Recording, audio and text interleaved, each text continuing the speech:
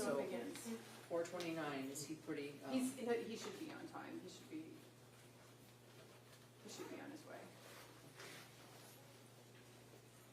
So, anyway, it's nice to see you. Yes. I miss the old gang, The old the Capitol. old Capitol gang, even though a lot of it's changed. Yeah. Does everybody have what they need? You got your whites and everything? Okay. All right, well, I'm gonna wait to stick my phone right up there, Okay. make sure it's off.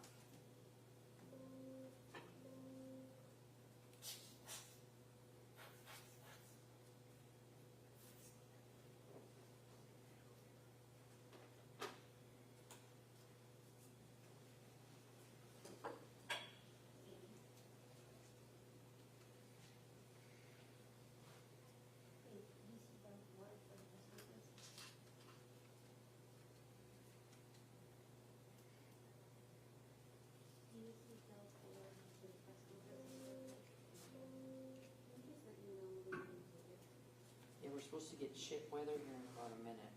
Are we really? Mm-hmm. Okay, well, we're on a lower level, not quite the basement. We can run to the basement if it wants to. Susie, is that the new weather alarm, that shit weather? Yeah, Okay. this from the National Weather Service, we're expecting shit weather. Sorry, no one thinks that's funny, I'll just be quiet. You never know when that microphone is open. I was gonna say. That's true, you could be live. But if that's all I said was shit weather, I would be totally fine. That's true. I mean, that word is okay to say now on TV, isn't it? Well, No, I think it still falls under these seven, I Is think it? the Okay. 7 dirty words are still But there. ass is okay, but shit is not, right? no, Well, but we we've, would never- we've said ass a few times on the radio, and that has gone over okay. Okay. We don't We know what used, to call we it. used, we used the S word in a show open once. We Shit? had this fabulous soundbite with this guy talking about a tornado, and he goes, and all of a sudden the wind came up, and all this shit came flying through the yards. And it was just this wonderful soundbite. I mean, you couldn't bleep that, you just use it. Yeah, go for it. It's my hotspot, but yeah. So, but it's 4. And at that point, you can just take the mic. You ready? Yep. We have a good crowd. Yep. Hi, Paul. Hey, how are you? Good to see you. I should say commissioner. No, all's good. I should, I gotta You remember gotta your shape big up. shot. Yeah, I gotta huge, remember your very huge, big yeah, shot. huge. Okay, so I'm gonna put that there, so don't Okay. be afraid. I'm not afraid. Now I'm gonna sit down and It's a behave. maybe kind of a day. So I think we have everybody that we think. I didn't ask RSVPs, but everybody that, we have Carol Lemon here, right? Yeah. Yep, so that was you that I talked to on the Yes. phone? Yeah, so the Sure. people that called me are here. Good deal. All right.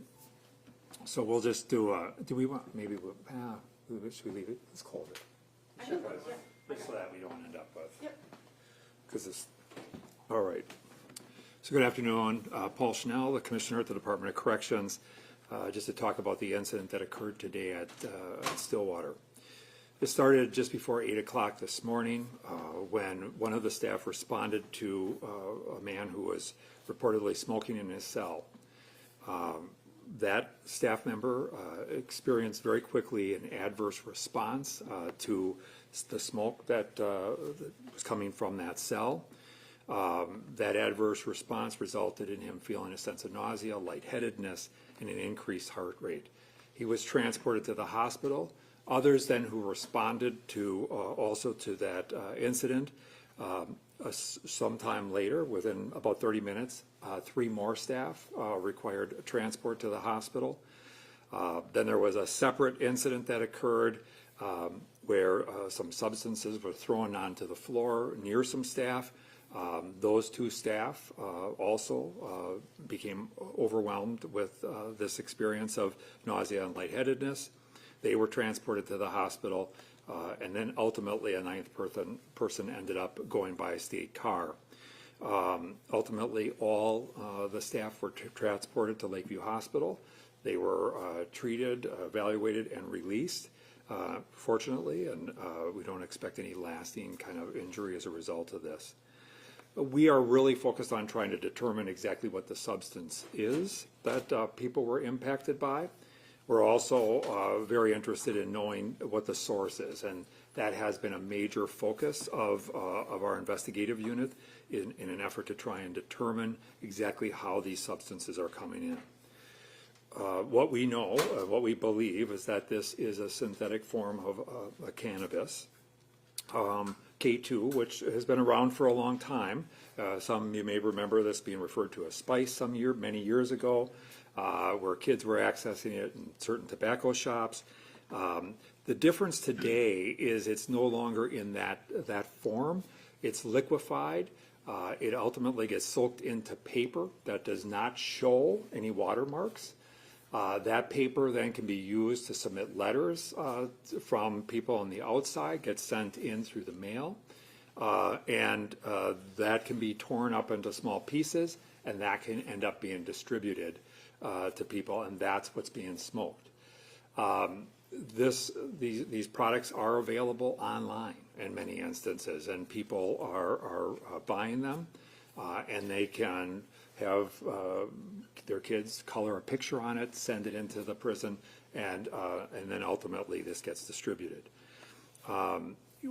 We know that this stuff is very dangerous, and we know that it impacts both our population, and obviously now it's beginning to impact staff. It is a little unusual that we are seeing this is a passive inhalation by staff, obviously, that are being impacted. And in some instances, some of the people who are using the substance are not having the severity of reaction. Although some people have gotten very sick, and in fact, we are currently investigating a couple of incidents that we believe that deaths may have occurred because of the ingestion of this substance. And we have some cases pending toxicology. So you may have heard that there was reports of some of this stuff happening also at the Waseca Women's Prison yesterday. That was reported, I believe, on the Star Tribune. And so this is a national issue that's affecting corrections across the board. There's a whole variety of strategies that the Department of Corrections here and across the country have been doing. Everything from today, we have a pilot project that's going on at Stillwater. Started about a month ago, where we are photocopying the vast majority of mail that comes in. So if a letter comes in, we photocopy it and we provide them with the copy, and the original is then retained so that it doesn't go into the population. We also know that it can come in through other ways. Sometimes magazines. We always are looking at, and you may have seen that there was an arrest of some staff at Faribault. Last week, I believe, it was reported, and there was some smuggling going on there, and we want to be really clear, and I can tell you on behalf of our staff, there is nothing our staff want more than to hold people who are on our staff who are providing contraband to people accountable, and so we are committed to that across the board. Everyone is, and but we have to address the safety of our staff and the safety of the people we serve by trying to mitigate the introduction of these substances into the facility. So that's kind of where we sit today. We do also have some machines that we deploy in the facilities that effectively we run the mail through. It does a detection. It is not foolproof. You can have false positives and false negatives that can happen. So we are looking to create the best ways possible to manage and mitigate risk for staff. Part of the reason that the facility is locked down and will remain locked down through tomorrow is to allow staff to provide the directions around protocols to suspected incidents like this. That will be use of respirators or N95 masks in terms of response protocols, and those sorts of things, and then just double ensuring that we always have Narcan available for the good of our staff as well as for the people we serve. So with that, I would stand for any questions that people may have.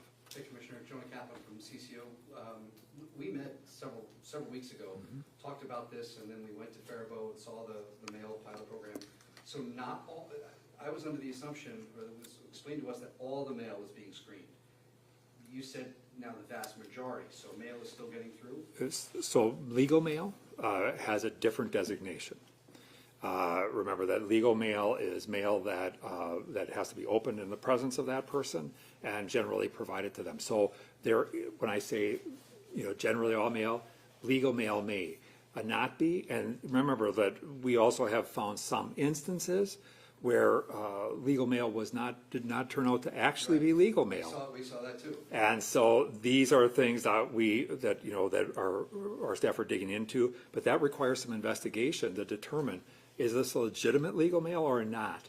And so that pilot, it does deal with the vast majority of mail, but there are things too where we've become aware that there have been some instances in which books or magazines have been had this stuff put into it as well through a variety of mechanisms that people use in the community to get these things in. So, there's oftentimes we're playing catch up. What is the next thing that we have to stay in front of to try and address this?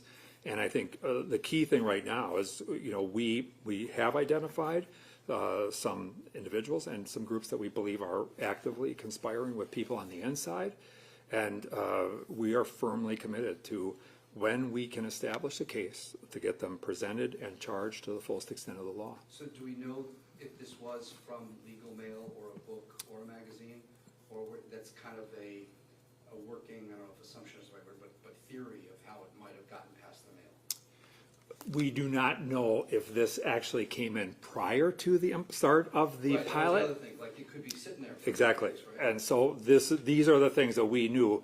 We are tracking from the mail pilot. This mail pilot was done in 3 facilities, as is being referenced here, where we're doing the vast majority of this photocopying. And we are noting a reduction in incidents of suspected use. We are, and those sorts of things. So we are seeing data that says that these pilots are working, but we just don't know if this was a contraband that had been introduced prior to the start of the pilot, which we think, could be a part of the problem, but we just simply don't know. Is mail, I'm just wondering, is it tons of mail that comes to inmates every day? I mean, what kind of a load are you looking at? Massive amounts of mail come into each facility every day.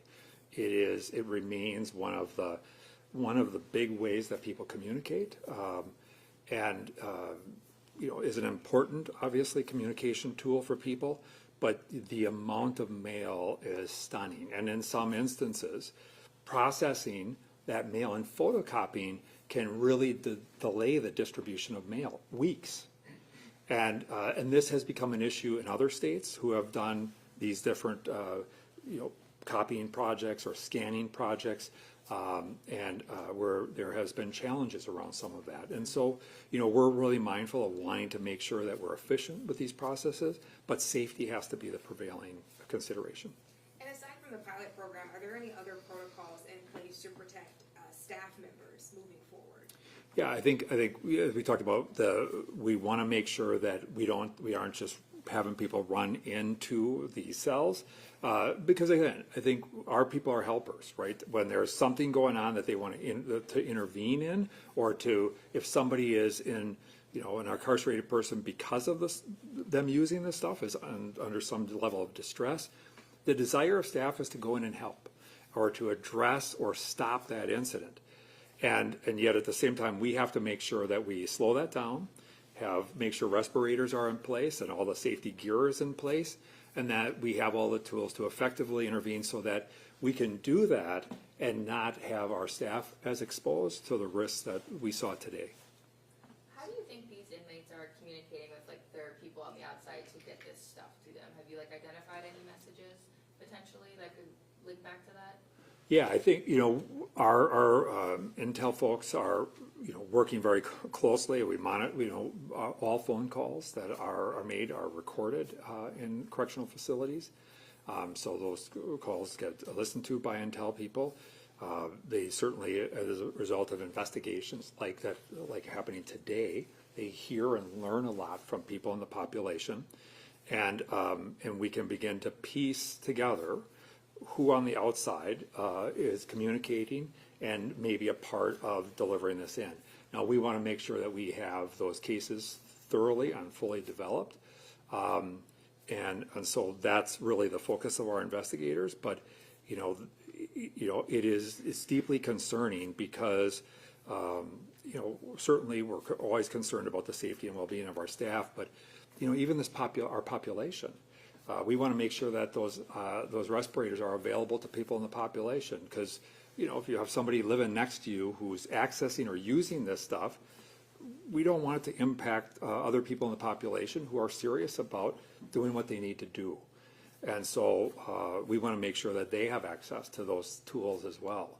And so, we're committed to making sure these things happen. But yeah, we do have some people that we're focused on.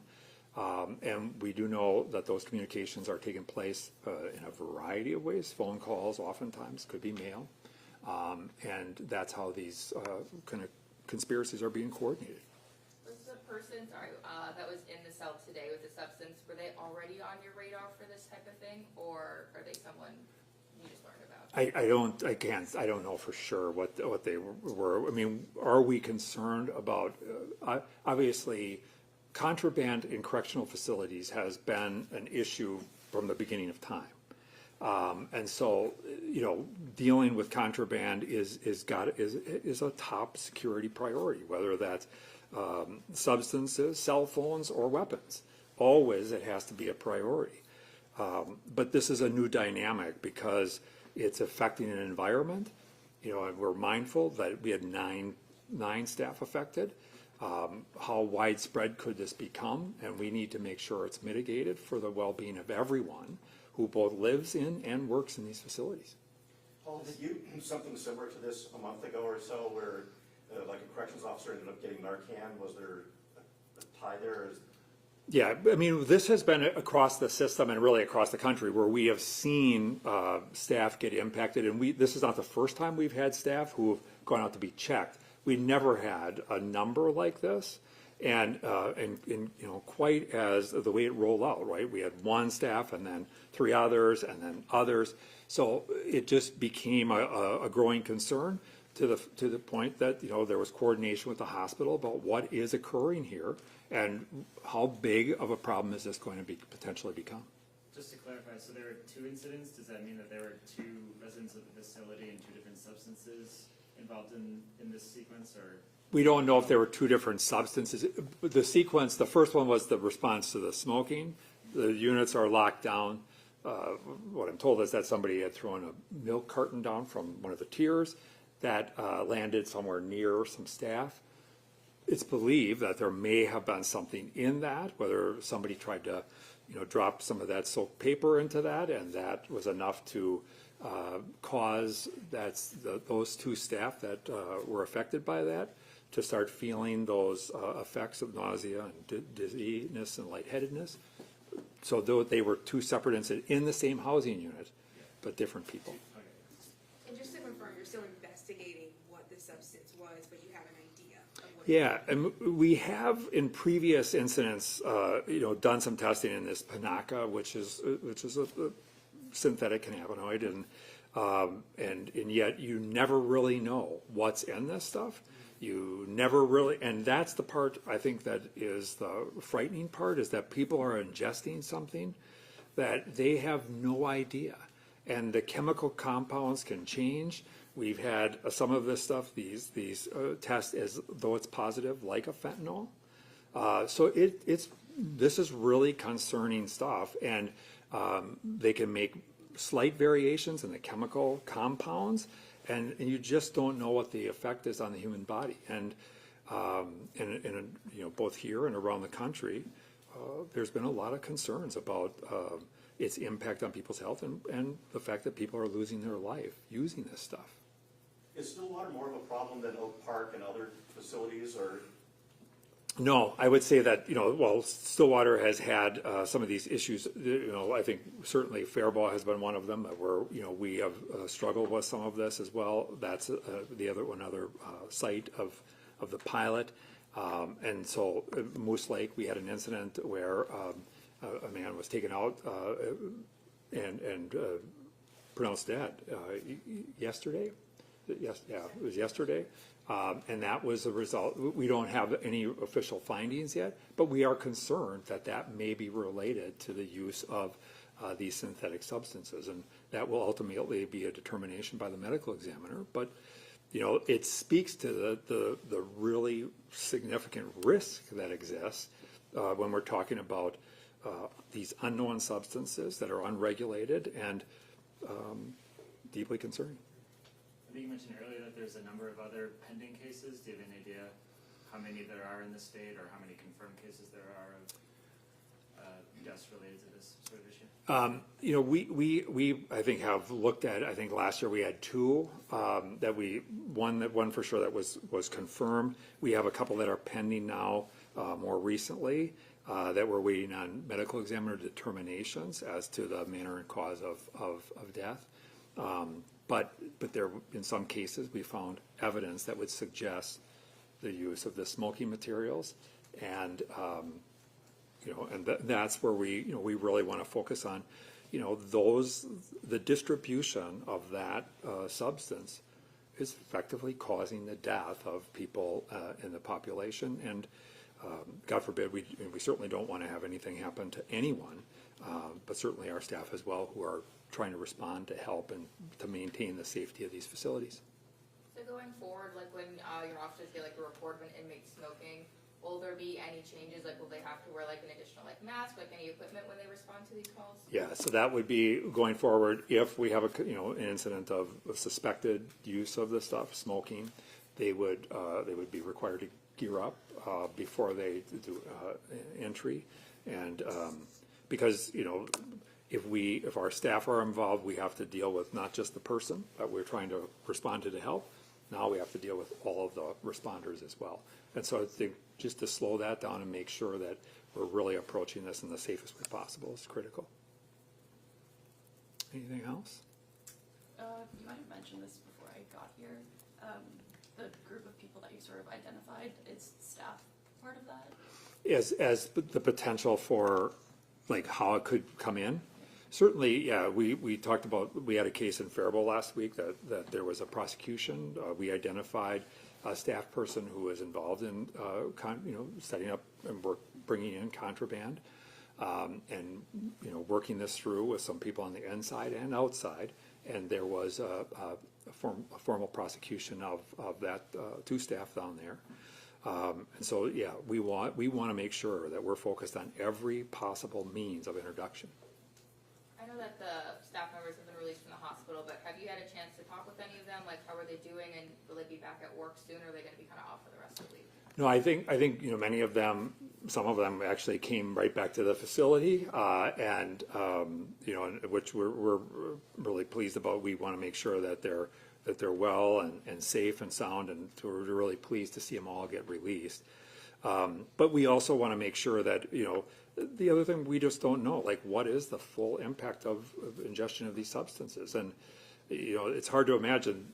Our staff were impacted by passive inhalation, and we have people that are actively smoking this. And, you know, I think it just speaks to what the impact has to be is really profound. All right. Thank you so much. And just you know, just because not that we necessarily want to show up, but I mean, paper stuff is available. You can buy it online. It's not. You guys looked at it. It's not hard to find. You know, K2 or synthetics silk papers. You can buy it for $400, $500, $600 a sheet. Can the inmates, and I notice you call them incarcerated people, are you not calling them inmates anymore? Yeah, that's sorry. That's right. Can they purchase things that get delivered to the prison? They can purchase things that get delivered. We control, like they couldn't purchase that, for instance. Okay. And, you know, they can't just order off of any website. Okay. But there are things that ways people can get stuff in through a variety of means. So, all right. Thank you. Appreciate it. Nice to see you again. Likewise. Things are good. Yes, I'll show you something that will give you a kick. Where are you? How much time do you have?